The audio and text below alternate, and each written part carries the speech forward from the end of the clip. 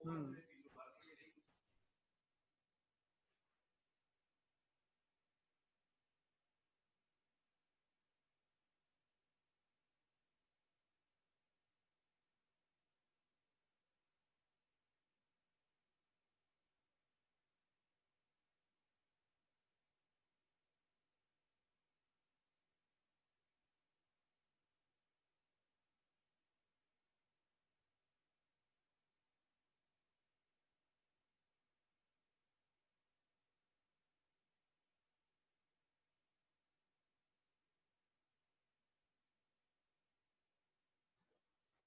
Slides.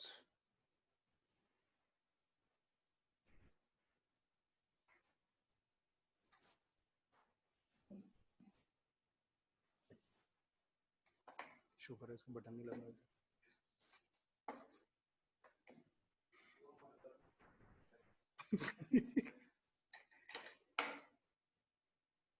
अस्सलाम वालेकुम students, this is our functional English class, and today we are to start with sentences. Sentence, that's actually a grammatical unit that's got a subject and a predicate. Sentence में दो चीज़ें होंगी, एक subject होगा, एक predicate होगा। Basically यहीं से हम स्ट्रक्चर देखते हैं कि सेंटेंस है या नहीं है। समटाइम्स ऐसा होगा कि एक सब्जेक्ट होगा, एक प्रेडिकेट होगा, उसके बावजूद वो सेंटेंस नहीं बन सकेगा। इसलिए फिर एक सब्जेक्ट और प्रेडिकेट में तीसरी चीज़ जो हमें ऐड करना पड़ती है वो ये है कि सब्जेक्ट हो, प्रेडिकेट हो और कंप्लीट मीनिंग दे। कंप्लीट मीनिंग दे तो फिर हम सेंटेंस समझेंगे, अदरवाइज सेंटेंस नहीं होता। सेंटेंस कैसे नहीं होता, इसकी मैं एक आपको एग्जांपल पहले दे दूं, उसके बाद हम दूसरी तरफ देखेंगे इसे। ये देखें,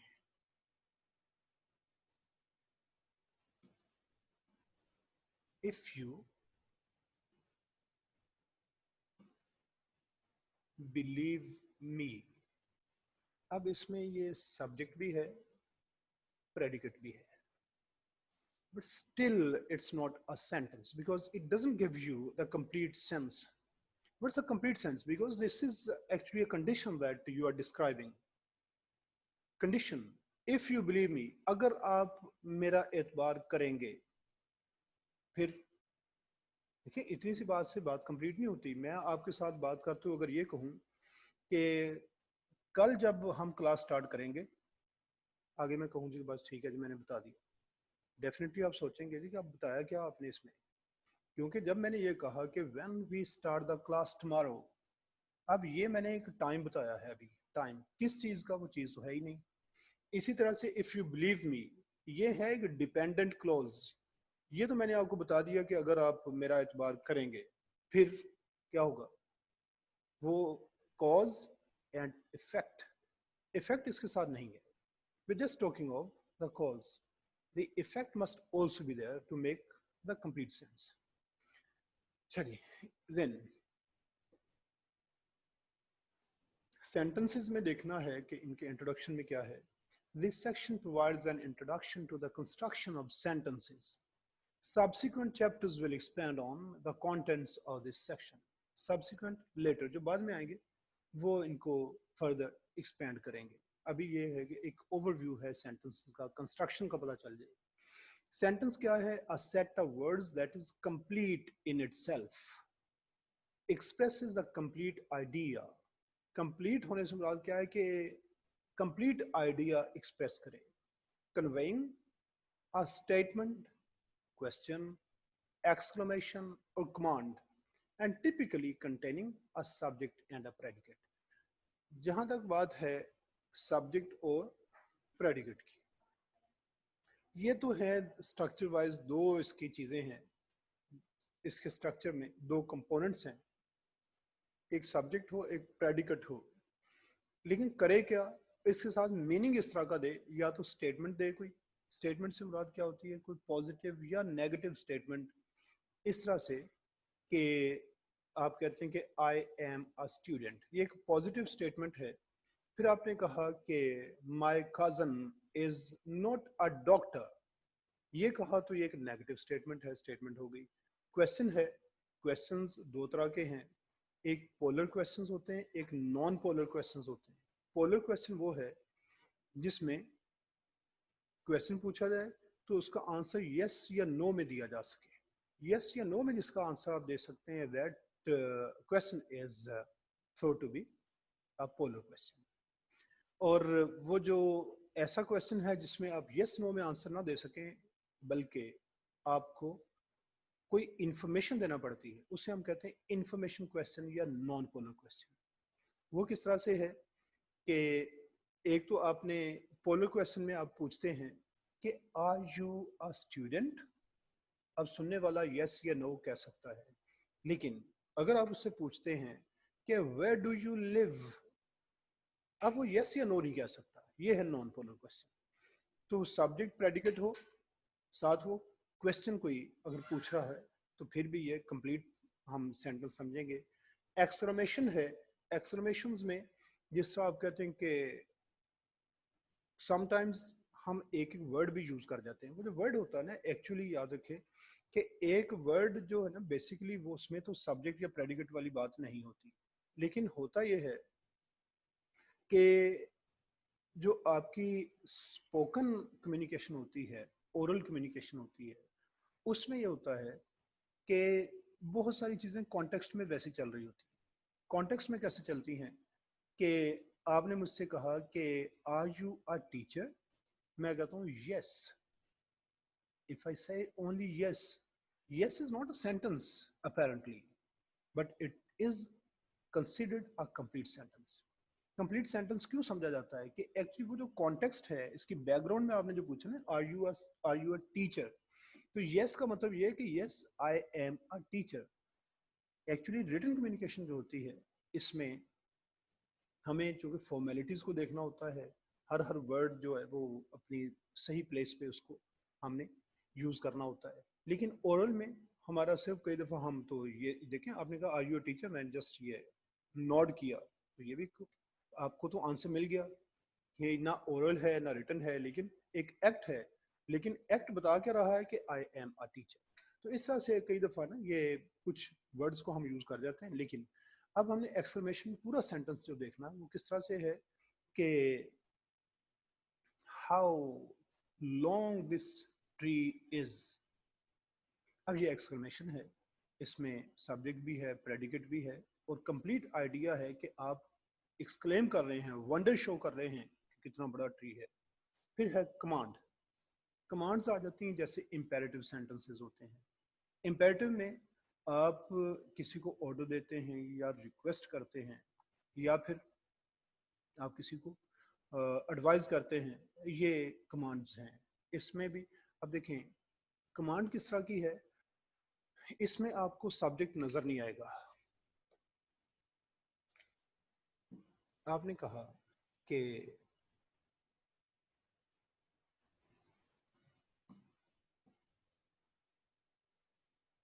सिट हियर, ये कमांड आपने दी है, लेकिन इस कमांड में सब्जेक्ट और predicate, the two basic components of a subject, वो हम देखते तो वो दोनों यहाँ पे नजर नहीं आते। इसमें यह समझा जाता है कि एक्चुअली यहाँ पे यू जो है ना, यू ये अंडरस्टूड होता है कमांड्स में। ये है एक्चुअली क्या, यू सिट हियर, लेकिन यू को हम ड्रॉप कर देते हैं। एलिप्सिस एक इंग्लिश की टर्म है, वो फिर किसी दिन इंशाल्लाह उसका मैं आपको डिटेल में बताऊंगा। अभी सिर्फ इतना बता दूं कि एलिप्सिस जो होता है इसमें हम कुछ चीज़ें ड्रॉप कर जाते हैं, जैसे यहाँ से यू ड्रॉप हो गया। इसी तरह से कई दफ़ा आप ओरली जब किसी के साथ कम्युनिकेट करते हैं, तो आप कहते हैं कि नॉट फीलिंग वेल टुडे। अब नॉट फीलिंग वेल टुडे है क्या, I am not feeling today, I am not feeling well today. अब इसमें आपने आई एम को ड्रॉप कर दिया, ये इलिप्सिस है, कुछ चीज़ों को ड्रॉप कर देना।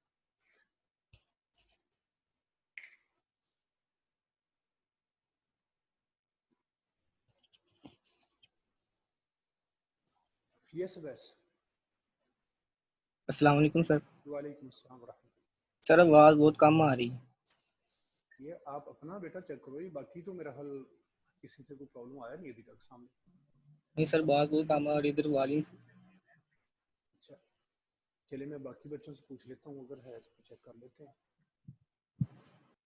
यस, ये वॉल्यूम का कोई इशू किसी को और भी आ रहा है? अगर है तो जरा हैंड रेज करके बता दें।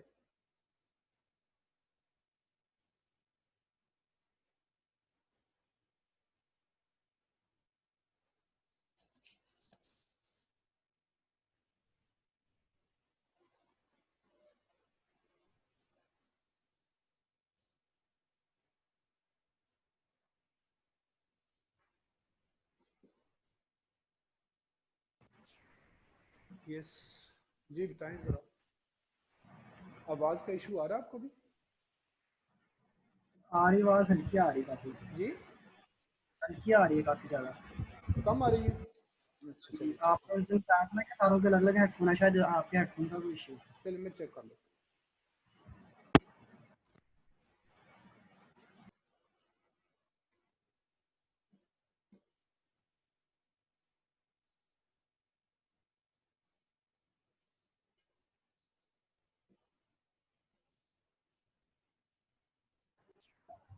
यस, अब देखिए जरा चेक करके मुझे बताइए कि आवाज आपको आ रही है नहीं। जी बेटा हुदा, आपको आवाज आ सर रही अब सही है। जी ठीक आ सर रही? अब सही है। अब ठीक यस हुई है भाई, ये शायद कोई यस पिन्स में कोई शायद प्रॉब्लम हो जाता है। बहरहाल फिर वॉल्यूम अगर ठीक ना आए, आपको आवाज ना आए, तो जरा फिर हैंड रेज करके बता देना मुझे। Yes, so we were talking of ellipsis. Ellipsis में क्या होता है कि हम कोई चीज, कोई वर्ड्स ड्रॉप कर देते हैं। तो ये कमांड्स में एक्चुअली हमने यू को ड्रॉप किया होता है, इस वजह से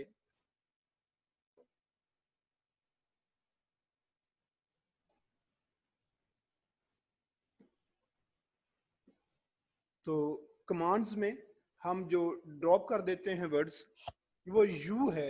हर सेंटेंस के स्टार्ट में हम इसको ड्रॉप कर देते हैं, तो ये बन जाता है एक सेंटेंस। अब इसमें देखना है कि प्रेडिकेट क्या है। अब ये एक बहुत बड़ी मिस्टेक है यहाँ पे कि सेंटेंस बता के आगे प्रेडिकेट तो बता दिया, लेकिन सब्जेक्ट कहाँ है? सब्जेक्ट का कहाँ, यहाँ पे कुछ जिक्र नहीं हुआ। Yes, now you people are to share your ideas about the subject. You please tell me what a subject is. Raise your hands please to tell. Subject क्या होता है?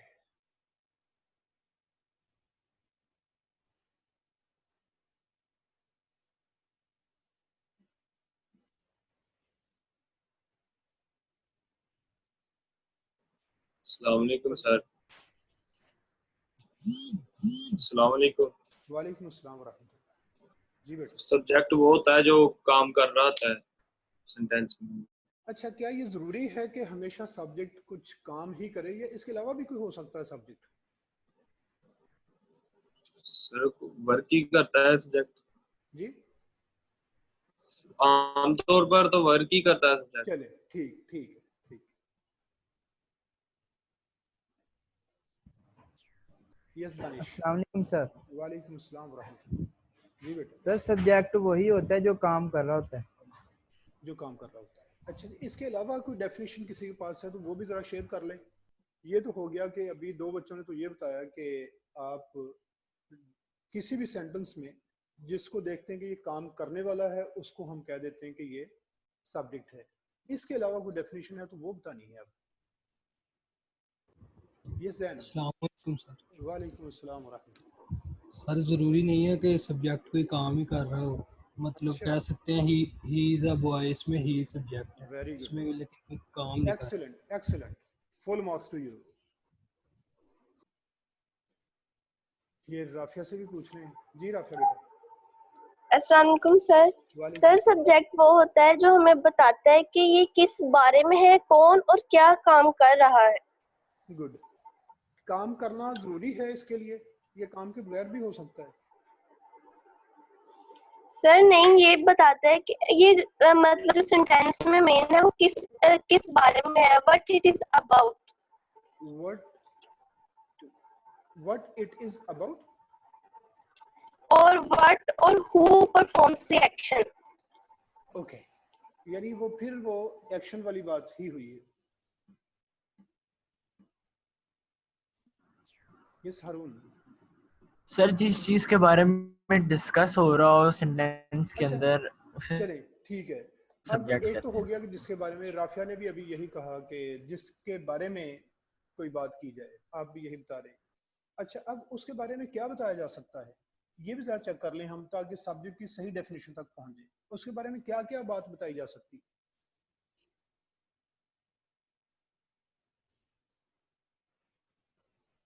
Okay,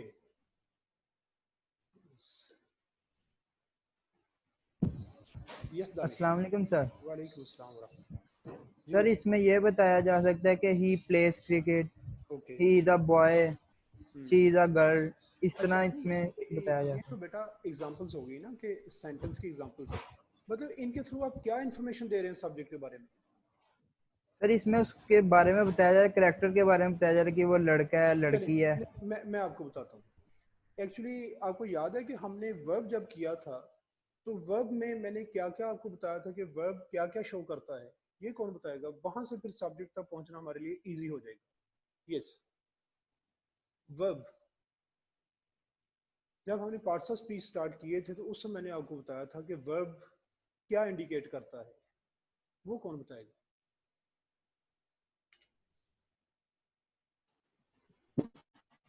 yes Huzaifa. Sir doing, being. Very good. चलिए, अब देखिए, अब हम definition तक पहुंच सकते हैं। वर्ब जो है, क्योंकि हमने यूज करना ही करना है, ये याद रखें कि जब हम सब्जेक्ट और प्रेडिकेट की बात करते हैं, उसमें जो प्रेडिकेट है बेसिकली वर्ब ही है वो। बाकी सब जो है ना, वो एक्स्ट्रा चीजें हैं जो साथ हम यूज करते हैं। चाहे वो ऑब्जेक्ट आ जाए, ऑब्जेक्ट के बाद कोई एडवर्ब आ जाए, कुछ भी आ जाए, वो सब चीजें एक्स्ट्रा है। बेसिकली सब्जेक्ट जो है ना, सब्जेक्ट वो कोई एक वर्ड या एक फ्रेज होगी, कोई एक नाउन हो या दो नाउन्स को आप कंबाइन कर लें, जिस तरह भी है, वो तो हो गया सब्जेक्ट। अब आगे जो वर्ब यूज होगा, दैट्स बेसिकली अ प्रेडिकेट। अच्छा, अब वो प्रेडिकेट जो होता है, वो चूंकि वर्ब है, वर्ब शो करता है डूइंग या बीइंग। तो इसका मतलब ये हुआ कि हमारा जो सब्जेक्ट है, ये देखना, सब्जेक्ट के लिए हम दो टर्म्स यूज कर रहे हैं यहाँ पे। एक है डूअर, जो ज्यादातर बच्चों ने बताया कि ये जो एक्शन परफॉर्म करता है वो डूअर हो गया। लेकिन क्योंकि वर्ब सिर्फ डूइंग नहीं शो करता, वर्ब तो बीइंग भी शो करता है। तो बीइंग जहाँ पे आएगी, उसके लिए एक टर्म हम यूज करते हैं बियर, बी ई, और हाइफन के साथ ई आर लिख देते हैं, बियर। ये कोई स्टैंडर्ड इंग्लिश का वर्ड नहीं है, लेकिन सिर्फ हमारी ये ग्रामर की टर्म के लिए बियर हम यूज कर रहे हैं उसको। तो इसका मतलब ये हुआ कि जो किसी भी सेंटेंस में एक्शन परफॉर्म करे, वो भी सब्जेक्ट है, और जिसकी स्टेट ऑफ बीइंग बताई जाए, वो भी सब्जेक्ट है। तो सब्जेक्ट वो है जिसकी डूइंग या बीइंग बताई जाए। जो डूअर या बियर है वो सब्जेक्ट, जिसकी डूइंग या बीइंग हम बताएंगे, दैट बिकम्स अ सब्जेक्ट। अब सब्जेक्ट जो हो गया डूअर या बियर, इसी तरह से फिर प्रेडिकेट क्या हुआ?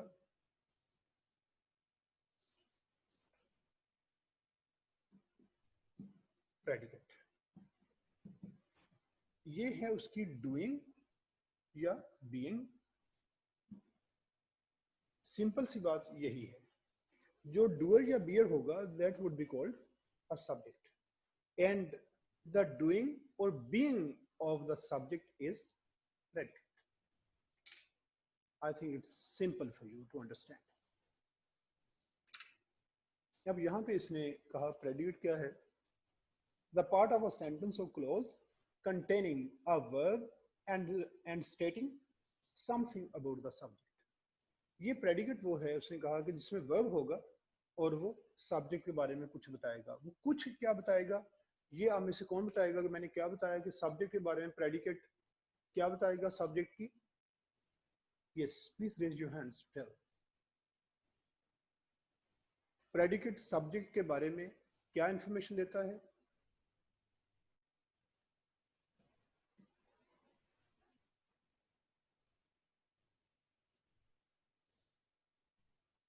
Yes, please raise your hands.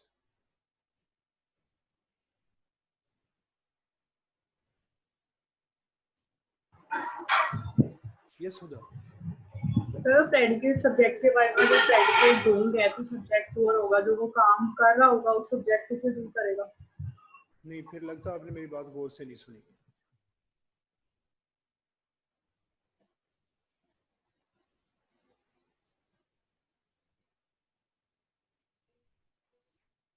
वालेकुम सर। वालेकुम अस्सलाम रहमतुल्लाह। जी बेटा। सर ये उसकी स्टेट ऑफ बीइंग बता सकते हैं साथ में डूइंग। वेरी गुड भाई, इतनी सी बात थी कि प्रेडिकेट डूइंग या बीइंग, क्योंकि अगर हम ये कहेंगे कि उसकी वो परफॉर्मेंस बताएगा कि वो क्या परफॉर्म करता है, तो वो सिर्फ डूइंग रह जाती है। क्योंकि मेन वर्ब्स हो ना, मेन वर्ब्स ये दो चीजें मेनली बताते हैं, डूइंग और बीइंग, ये मेन वर्ब्स बताएंगे। तो जिसकी डूइंग या बीइंग बताई जाएगी वो सब्जेक्ट, और जो डूइंग या बीइंग होगी वो प्रेडिकेट। सब्जेक्ट, अब देखें आपने कहा कि अली ईट्स लंच। अब इसमें ईट को देख के हमने डिसाइड करना है कि सब्जेक्ट क्या करता है या क्या है। तो ईट चूंकि एक एक्शन है, डूइंग है, किसकी? अली की। Ali is eating lunch. अब अली की डूइंग आपने बताई, अली सब्जेक्ट हो गया जिसकी डूइंग है, और अली की डूइंग क्या है? ईट। ये प्रेडिकेट यहां से स्टार्ट हो जाएगा वर्ब से। तो ये सब्जेक्ट और प्रेडिकेट। अगर उसकी बीइंग बताएंगे तो वो इस तरह से है कि अली इज अ स्टूडेंट। जब आपने अली कहा तो अली की बीइंग आप बता रहे हैं, अली सब्जेक्ट है, क्यों? अली का होना कि अली क्या है? Is a student. इज उसका प्रेडिकेट है जो उसकी बीइंग बता रहा है, डूइंग नहीं बता रहा यहाँ पे। ओके। तो ये डेफिनेशंस में इसे चाहिए था कि सेंटेंस के साथ सब्जेक्ट की डेफिनेशन भी लिख देता। एनीवे, अब हमारी दो डेफिनेशन होगी, दो जो पार्ट्स हैं सेंटेंस के, सब्जेक्ट और प्रेडिकेट। सब्जेक्ट क्या है? डूअर या बीयर। तो प्रेडिकेट क्या है? डूइंग या बीइंग। बस इतनी सी बात है। नीचे लिखो, अ प्रेडिकेट मे और may not include an object. इसकी कोई एग्जांपल आप में से देगा बच्चा कोई? कि ये जो प्रेडिकेट की बात है, इसमें हम कहते हैं कि इसमें ऑब्जेक्ट हो भी सकता है और नहीं भी हो सकता है, ये किस तरह से है? यस जिशान, आप हैंड रेज करके गायब हो जाते हो, तो फिर वही कुछ हुआ। ये वो गेम है, ये वैसे ही मोबाइल में प्रॉब्लम है?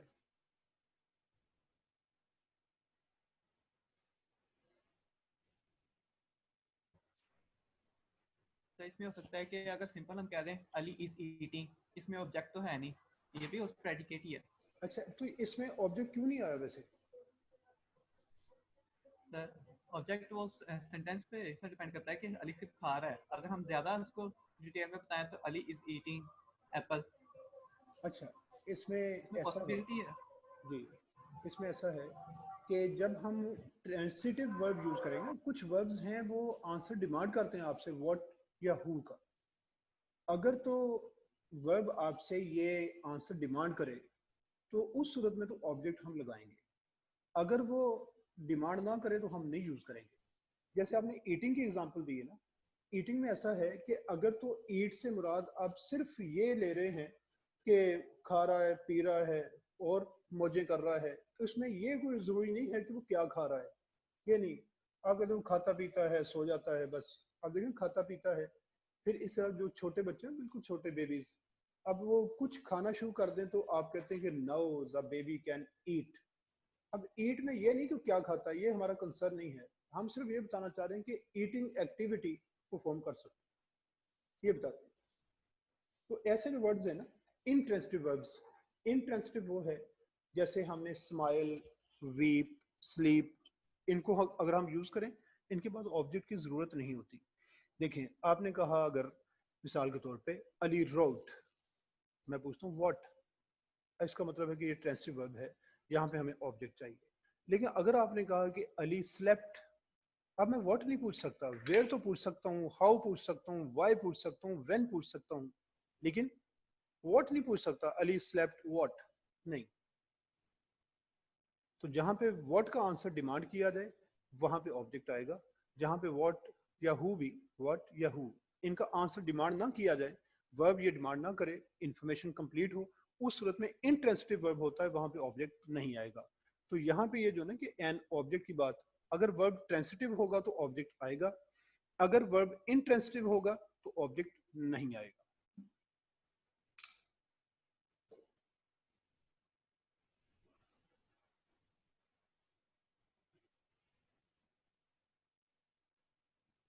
चलिए, ये नेक्स्ट फिर है फंक्शन और meaning based types of sentences, जिन्हें मूड्स ऑफ सेंटेंसेस भी कहा जाता है। अब यहाँ पे हमने सेंटेंस को देख लिया कि सेंटेंस क्या होता है। अब सेंटेंस की टाइप्स देखनी है। सेंटेंस की टाइप्स दो तरह से हम देखते हैं। एक है सेंटेंस की टाइप्स उसके स्ट्रक्चर को देख के। देखिए, हर चीज में जो आपके सामने होती एक होता है उसका स्ट्रक्चर, एक होता है उसका फंक्शन। अब ये मैं आपको, अगर मेरा हाथ पहुंच जाए तो मैं आपको अभी बताता हूँ।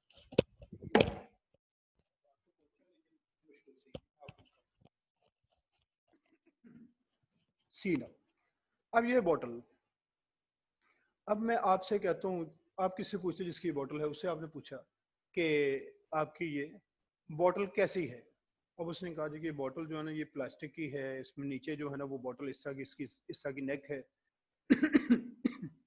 इस पे इस तरह का नहीं स्क्रू वाला ये कैप लगा हुआ है, इधर से ना वो गन सी बनी हुई है। अब ये आपने सारी बातें किस चीज़ की हैं? स्ट्रक्चर की। लेकिन पूछना कहता है कि नहीं, मैं ये पूछना चाह रहा हूँ कि कैसी है आपकी बोतल, के आपके काम की भी है? आप कहते हाँ बहुत अच्छी है जी, स्प्रे करते हैं वो शूट जाता है इसका। अब ये क्या, ये इसका फंक्शन है। अब एक है इसका फंक्शन और एक है इसका स्ट्रक्चर। तो जब आप सेंटेंस के स्ट्रक्चर की बात करेंगे उस वक्त हम उसके पार्ट्स देखते हैं कि पार्ट्स किस तरह के। जिस तरह बोतल की बात हुई ना, मैंने कहा कि नीचे वाला पार्ट इस तरह का, ऊपर वाला इस तरह का, ये बातें हो रही। एक है सेंटेंस, उसके पार्ट्स की बात होती, एक है फंक्शन। जैसे बोतल का फंक्शन, बोतल करती क्या है। इस तरह से ये जो सेंटेंस की टाइप्स हैं, अगर ये फंक्शन या मीनिंग बेस्ड इसे हम कहते हैं, उस सूरत में हम इसके स्ट्रक्चर की बात नहीं करेंगे। हम ये देखेंगे कि इनके थ्रू क्या चीज कन्वे की जा रही है। इन्हें मूड्स ऑफ सेंटेंसेस भी कहते हैं। Moods of sentences. Sentences perform one of a series of different functions. बहुत सारे functions हैं उनके। These are described as the moods of the sentence. ये sentence के moods के तौर पे हम इनको डिस्कस करते हैं। अब देखें फंक्शन क्या है, फिर मूड क्या, हम उसे कहेंगे कि ये कौन सा मूड है, और इलस्ट्रेशन उसकी कोई एग्जांपल आ जाएगी। फर्स्ट है टू मेक अ स्टेटमेंट। अगर कोई सेंटेंस एक स्टेटमेंट सिर्फ आपको देता है, अभी मैंने आपको एग्जांपल्स बताई थी कि कुछ स्टेटमेंट्स होती हैं पॉजिटिव, कुछ होती हैं नेगेटिव, कुछ मैंने फिर क्वेश्चन बताए थे, एक्सक्लेमेशन की बात हुई थी, फिर कमांड्स की बात हुई थी। और एक बात और आपको सिर्फ फोनोलॉजी की बता दूं, क्योंकि मैंने आपको स्टार्ट में बताया था, इफ यू रिमेंबर, कि किसी भी लैंग्वेज में 3 बेसिक कंपोनेंट्स हैं लैंग्वेज के। वो क्या है? एक है मोर्फोलॉजी, वर्ड्स कैसे बनते हैं। एक है फोनोलॉजी, वर्ड्स प्रोनाउंस कैसे होते हैं। एक है सिंटैक्स, वर्ड्स को जॉइन करके किस तरह से कोई फ्रेजेस, क्लोजेस और सेंटेंसेस बनाए जाते हैं। ये हर लैंग्वेज में 3 बेसिक चीजें हैं, मोर्फोलॉजी, फोनोलॉजी, सिंटैक्स। अच्छा, अब इसमें हम बात कर रहे हैं कि ये कुछ फंक्शंस हैं सेंटेंसेस के। फंक्शन की बेस पे हम टाइप्स बना रहे हैं सेंटेंसेस की। अगर आप कोई स्टेटमेंट देते हैं पॉजिटिव या नेगेटिव, तो वो उसको हम कहते हैं कि ये डिक्लेरेटिव मूड है। डिक्लेरेटिव मूड का मतलब होता है आप डिक्लेयर कर रहे हैं। डिक्लेयर करना, बताना है बस कि आपने डिक्लेयर कर दिया, बता दिया क्या। देखें, अब उसने एग्जाम्पल जो है ना वही वाली बना दी है, this is a declarative sentence. हाँ सॉरी, फोनोलॉजी की बात मैं करने लगा था, वो बात रह गई कि इंग्लिश में जब 2 कॉन्सोनेंट्स के दरमियान में टी या डी आ जाए तो उसको while pronouncing we can drop. Pronounce करते हुए आप उसको ड्रॉप कर सकते हैं। ये देखना जरा कि ड्रॉप किस तरह करते हैं आप।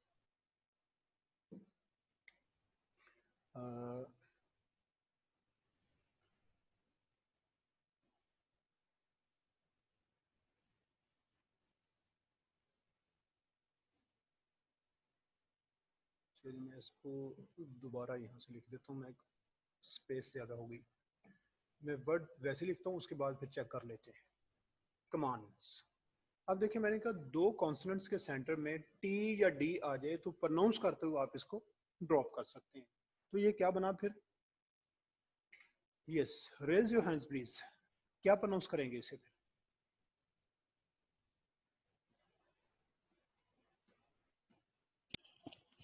यस हुजैफा बेटा। commands, commands, very good. ये और भी कर दें को, अब माइक तो आपका ऑन है ही, ये देखिए ये hands, हैंड्स, ठीक है। ये है। कोई टी वाली एग्जांपल आप दे सकेंगे? कोई आप दे एग्जांपल, कोई भी एग्जांपल आप में से कोई भी बच्चा, कि ये टी किस तरह दो कॉन्सोनेंट्स के सेंटर में आ जाता है और उसको हम ड्रॉप कर सकते हैं।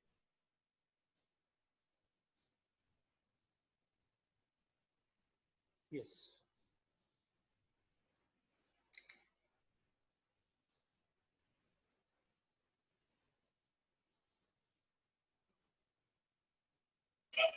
यस तो बेटा। सर hints में टी आ जाता है, उसको हम hints कहेंगे। Hints, very good. ये लिखते हुए हम स्पेलिंग में भी ड्रॉप कर देंगे। जी सर। जब हम लिखेंगे नो ड्रॉप नो सर, हाँ नो ये सर। रखना है, ये सिर्फ फोनोलॉजी की बात हो रही है। ठीक है, थैंक यू। ये तलहा सर कैच कैच जी, कैच नहीं बेटा, कैच इसमें नहीं है। देखें कैच जो है ना, ये देखें, ये मेरा ख्याल यही आपने बताने की कोशिश की है जहां तक मैं समझा हूँ। ये टी देखें, टी के बाद में तो कॉन्सोनेंट मौजूद है, उससे पहले वाउल है। Vowels A E I O U, और other than vowels all the letters are consonants. उनमें से अगर कोई आपको मिल जाए फिर हम करेंगे। जैसा ये हिंट्स, ये बड़ा अच्छा बताया। इस तरह आपने देखा होगा वर्ड्स आप सुनते हैं, देखें लैंडलॉर्ड, इसकी जरूरत नहीं है इसको प्रोनाउंस करने की, लैंडलॉर्ड। इसी तरह से ये देखें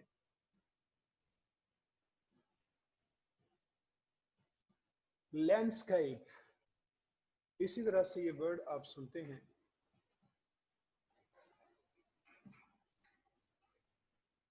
इसको कौन प्रोनाउंस करेगा?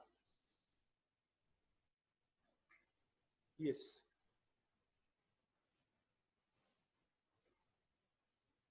Yes please pronounce this word. How to pronounce it?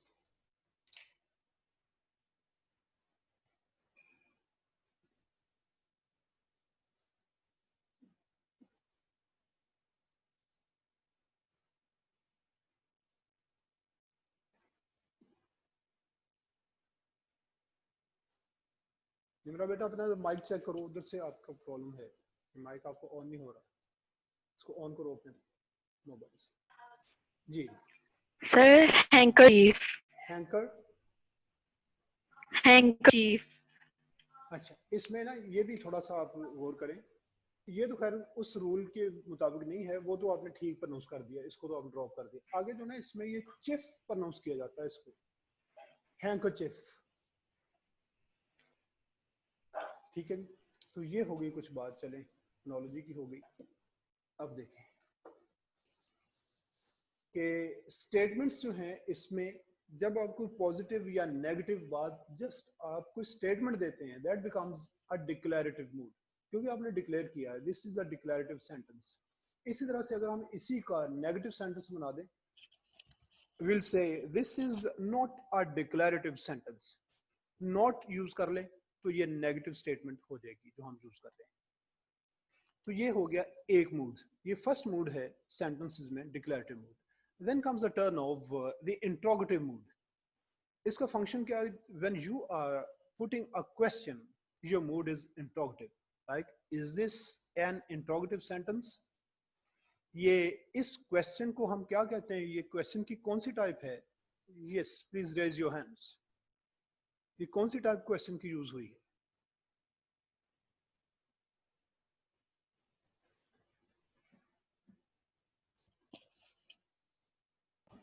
अस्सलाम वालेकुम सर। वालेकुम सलाम। Sir interrogative. नहीं बेटा, इंटरोगेटिव तो हो गया ना। अब इंटरोगेटिव में ये कौन सी टाइप है क्वेश्चन की? सर ये प्रेजेंट में आती है। नहीं टेंस नहीं पूछा मैंने, ये क्वेश्चंस की दो टाइप्स आपको, ये कौन सी टाइप है? Yes, anyone else?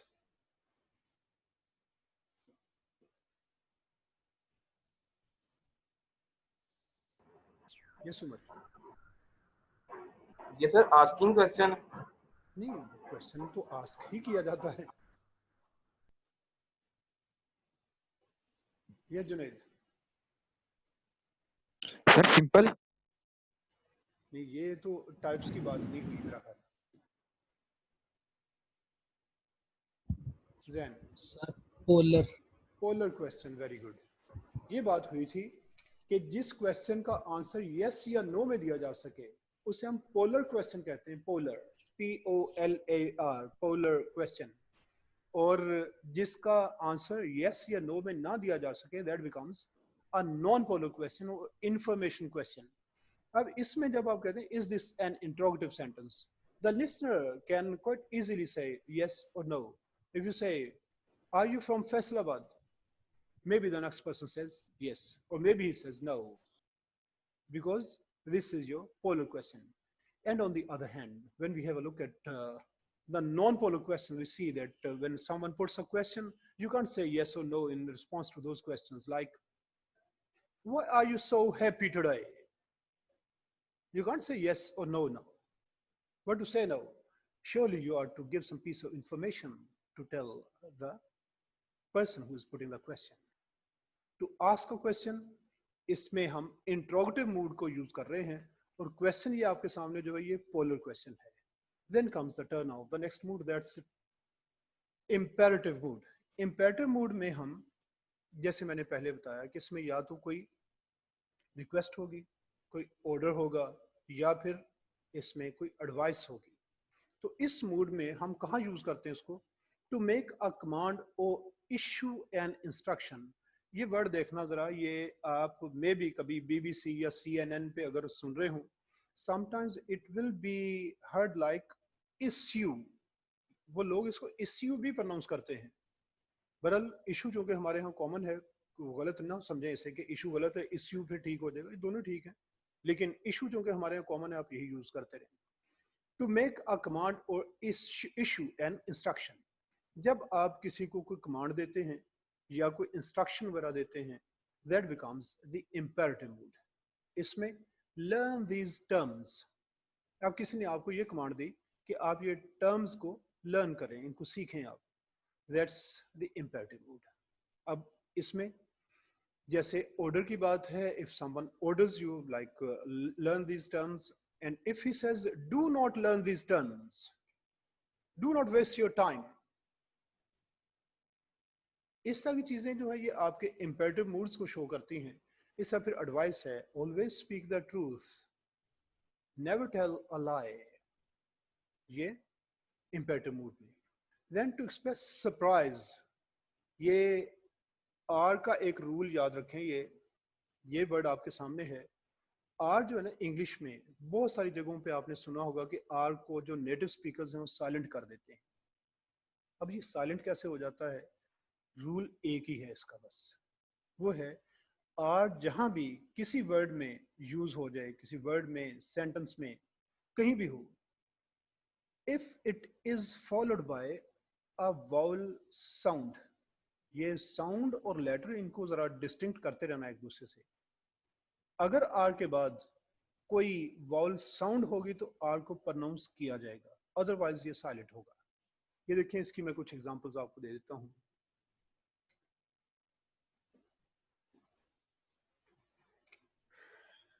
सी नाउ, आपने कहा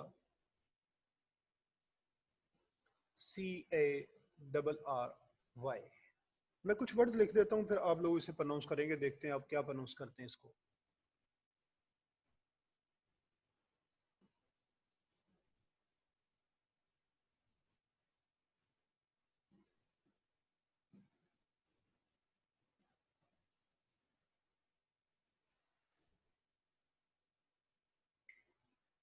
यस, उमर फारूक, ये अभी हैंड रेज किया, ये पहले का है। अगर तो अभी किया फिर तो ठीक है, अगर पहले का तो इसको आप डाउन कर लें।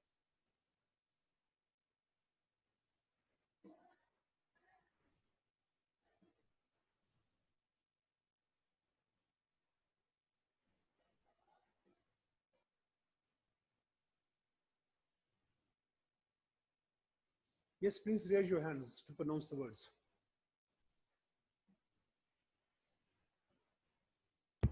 Yes, Zain. पहली बात तो आपने मुझे ये बतानी है कि ये जो वर्ड है फर्स्ट CARRY, इसमें वॉल साउंड सॉरी इसमें आर की साउंड होगी, आर साइलेंट होगा या प्रोनाउंस्ड होगा? सर इसमें बोला जाएगा आर साइलेंट नहीं होगा। किस वजह से? सर क्योंकि वोवल लेटर पहले है इससे। नहीं, हम पहले की तो बात नहीं हमने करनी, हमने और लेटर की भी बात नहीं करनी। चले मैं बाकी से पूछ लेता हूँ, फिर बात करते हैं इस पर। यस तो सर इसे प्रोनाउंस किया जाएगा कैरी में। रीजन क्या है सर इसका? क्योंकि आगे आगे वावल साउंड आ रही है। वो वॉल साउंड क्या साउंड है वो आर के बाद जो सिर्फ वॉल साउंड ई की sir. Very good, carry. Very good. ये जो यहाँ पे आपको नजर तो आ रहा है वाई, लेकिन साउंड कौन सी दे रहा है? ये ई की साउंड, ठीक है। ये ई साउंड जो है वॉल साउंड है। अलिफ की साउंड से जितनी भी साउंड स्टार्ट होगी ना, ये सब वॉल साउंड्स हैं। अच्छा तो देखिए आर के बाद ये कैर तो हो गया कैर, उसके बाद ई हमने इसमें ऐड किया तो आर को हम प्रोनाउंस करेंगे। अच्छा नेक्स्ट भी बता दें जरा, CARE इसमें डी सर इसमें नहीं होगा। इसमें क्यों नहीं करेंगे? वावल साउंड नहीं है। अच्छा ये क्या है सर ये केयर में जी? केयर।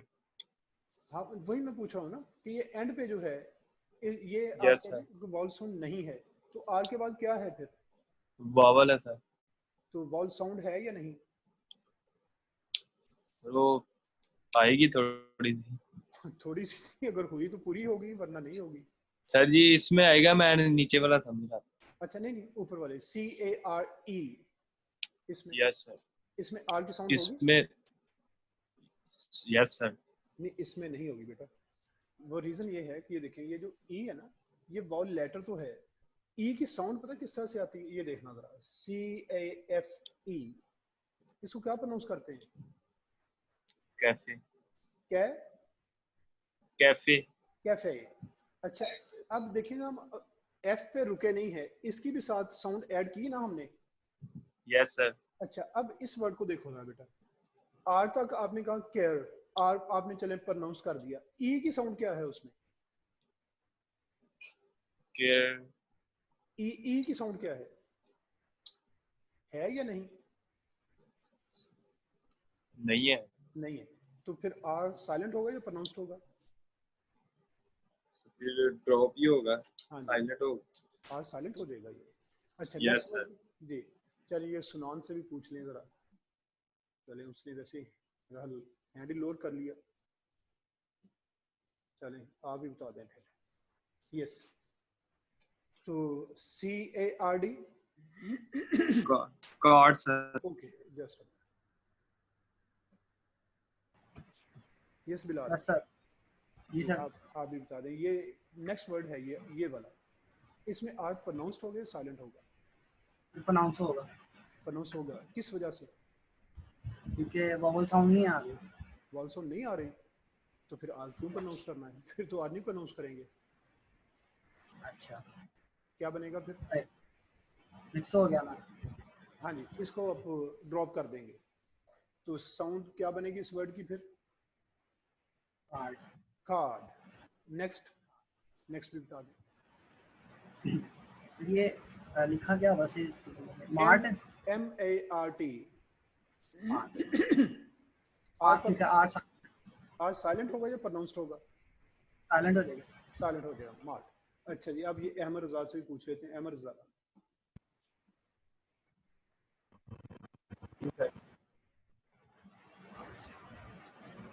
यस अहमद। ये आपकी आवाज नहीं बेटा आ रही साहब। जी सर अब आ रही। जी आप बेहतर। ये लास्ट वर्ड है, इसमें क्या करेंगे? आर साइलेंट होगा या प्रोनाउंस होगा? साइलेंट होगा किस वजह से? क्योंकि ये वो की नहीं आ रही। हाँ जी क्योंकि एंड पे जो ना ये वाला जो एन है, इसकी साउंड जस्ट जैसे न ये साउंड इसने ऐड करनी है अंदर, यानी अन की साउंड इसमें नहीं है जो वॉल साउंड बनती। तो ये जो है ना, इसको प्रोनाउंस क्या करेंगे पूरे वर्ड को? Modern, modern, modern R silent. इसी तरह से जरा ये भी वर्ड देख लें, इसको प्रोनाउंस भी कर दें जरा, PATTERN। इसको क्या प्रोनाउंस करेंगे? Pattern, pattern.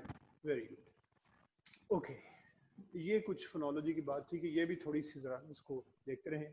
यहाँ पे मैंने ये जो इनसर्कल किया है वर्ड, इसमें फर्स्ट आर जो है इसको हम साइलेंट रखेंगे, सेकंड वाले को प्रोनाउंस करेंगे टू एक्सप्रेस सरप्राइज, शॉक और डिसबिलीफ। जब हम कोई अपने ये जो सडन किस्म के जो इमोशंस होते हैं, जब ये एक्सप्रेस करते हैं, उस सूरत में ये एक्सक्लेमेटरी मूड बन जाता है, जिसमें सरप्राइज हैरत है, शॉक है, आपको कोई लगा कोई सदमा, या कोई डिसबिलीफ है, इस तरह के डिफरेंट कोई भी जो आपके इमोशंस होंगे उनको हम इसमें एक्सप्रेस करते हैं। These terms are impossible. अब एक एक सिंपली आपने स्टेटमेंट दी है कि दीज टर्म्स आर इम्पॉसिबल, लेकिन जब इसमें आपका कोई इस तरह की वंडर कि ये किस तरह की टर्म्स हमें बताई जा रही हैं जिनको हमने फॉलो करना, we can't follow these terms, then you say these terms are impossible. अब ये आपकी जो टोन है ये खुद बता रही है कि आपके अंदर इमोशंस ऐड हो गए हैं, उस वजह से वो एक्सक्लेमेशन पॉइंट भी हमने एंड पे जाके यूज किया। फिर है टू एक्सप्रेस विश और डिजायर। ये फिफ्थ टाइप है फंक्शन या मीनिंग बेस्ड सेंटेंस की जो टाइप है, ऑप्टेटिव।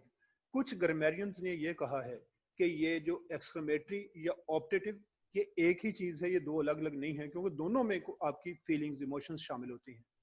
बहरहाल इसमें जब आप अपनी फीलिंग्स में कोई विश या डिजायर, कोई इसी तरह से यही आप चीज़ें जिनमें आ जाता है ना, उर्दू में हम जिन्हें कहते हैं कि हसरतें भी आ जाती हैं कई, तो ये इस तरह की चीज़ें जब आएंगी, विशेस वगैरह डिजायर्स एक्सप्रेस करेंगे, that's the optative mood. Then I wish these terms were easier to remember. यहाँ पे ये जो वर्ड लगा हुआ है ना, इस वर्ड को पास्ट नहीं समझना, इसको हम कहते हैं अनरियल पास्ट। अनरियल पास्ट का मतलब ये होता है कि पास्ट की फॉर्म यूज हम करते हैं लेकिन बात पास्ट की नहीं कर रहे होते। ये हमारी अपनी लैंग्वेज में भी ऐसे ही है। उर्दू लैंग्वेज में जब आप किसी से कहते हैं कि मेरा फलां काम है, तो आप कर देंगे, वो कहते हैं आपका काम हो गया, अगली बात बताएं। अब हो गया कैसे, अभी तो किया ही नहीं उसने, हो गया बस। ये हमारी भी लैंग्वेज में देखिए पास्ट यूज करके बात हम कहाँ की कर रहे हैं, फ्यूचर की। अभी जो काम फ्यूचर में करना है आपने, वो पास्ट फॉर्म के साथ बताया। इसी तरह से ये जो होता है ना, I wish these terms were easier to remember, तो हम ये कहते हैं कि मेरी ख्वाहिश है कि ये टर्म्स इजी हों, वो बात फ्यूचर की है। अनरियल पास्ट के साथ आप फ्यूचर इम्प्रॉबेबल बता रहे होते हैं। सो ये थी टाइप्स जो मीनिंग या फंक्शन बेस्ड थी, इनके बारे में, या जो आज का लेक्चर को क्वेश्चन आपका है तो पूछ लें। कल फिर मैं आपको कुछ काम जो है वो आपकी मेमोराइज करने के लिए भी आपको देना है। अभी ये कुछ स्टार्ट की चीज़ें थी। यस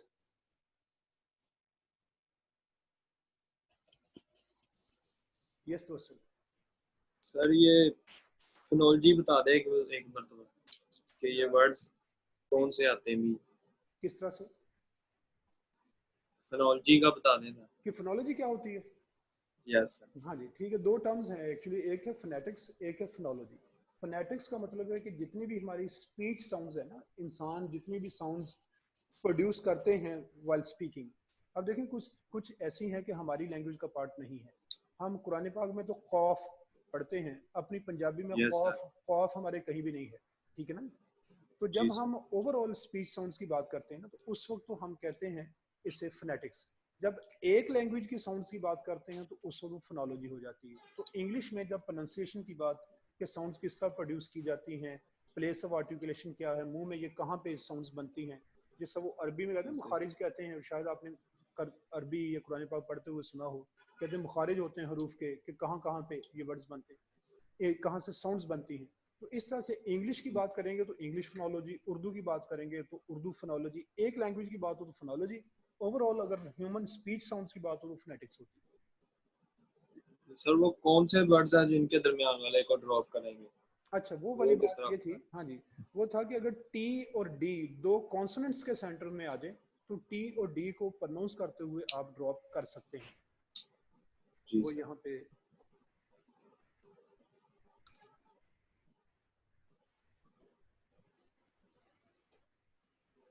ये था, देखिए कमांड्स, यहाँ यस पे सर, ये डी जो है इधर भी इसके ये कॉन्सोनेंट है एन,